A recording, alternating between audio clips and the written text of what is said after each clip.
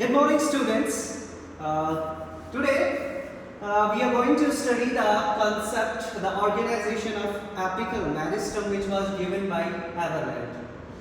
That is the Haberland concept of apical meristem. ठीक है, ये हैबरलैंड साहब जो थे, ये हमारे बहुत बड़े साइंटिस्ट थे. इन्होंने कॉन्सेप्ट दिया है टिश्यू कल्चर के अंदर टोनिपोटेंसी का कॉन्सेप्ट दिया है. उसके बाद में जो एक एक्सपेरिमेंटली प्रूव जिसको किया था बाद में स्टीवर्ट साइंटिस्ट ने, ये वही वाले साइंटिस्ट साहब हैं, उन्होंने कंसेप्ट दे दिया. ठीक है, तो इस हैबरलैंड ने कहा एपिकल मेरिस्टम जो है, इस एपिकल मेरिस्टम के अंदर 3 लेयर से बना हुआ होता है. 3 different layers form the apical meristem. And यही 3 लेयर्स क्या कहा इसने कि आउटर मोस्ट लेयर कहा इसने पेरिडर्म. ठीक है, पेरिडर्म कहा इसने, पेरिडर्म. एंड उसके बाद में इसने दूसरी लेयर को बोला कि दूसरी लेयर जो है वो है ग्राउंड मेरिस्टम. एंड तीसरी लेयर जो बोला वो बोला प्रोकेम्बियम. ये 3 लेयर से एक एपिकल मेरिस्टम बना हुआ होता है.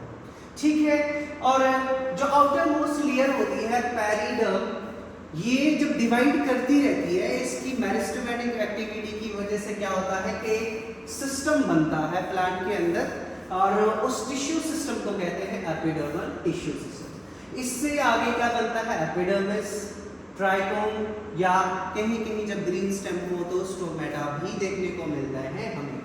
This is the epidermal tissue system which is formed by the periderm.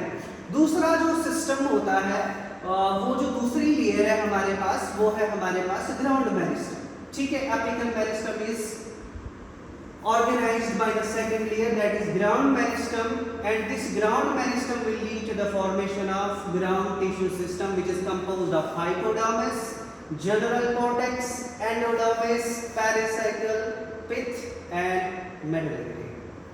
Got it? This forms the ground tissue system. Now coming to the third system, that is the procambium, the third layer. The third layer, that is the procambium, it leads to the formation of vascular tissue system. इससे vascular tissue system बनता है, और ये vascular tissue जो होता है, ये आपको देखने के लिए मिलता है primary xylem and primary phloem की शेप के अंदर, जिसको टुगेदर हम कंस्टिट्यूटली क्या कहते हैं, इसको वेस्कुलर बंडल कहते हैं. तो ये तीनों लेयर्स जो है ये एक एपिकल मेरिस्टम के अंदर होती हैं. ये किस तरह से डिवाइड करती है, कौन सा टिश्यू सिस्टम फॉर्म करती है, ये हैबरलैंड साहब का कंसेप्ट है. And that's all from today's topic. Thank you.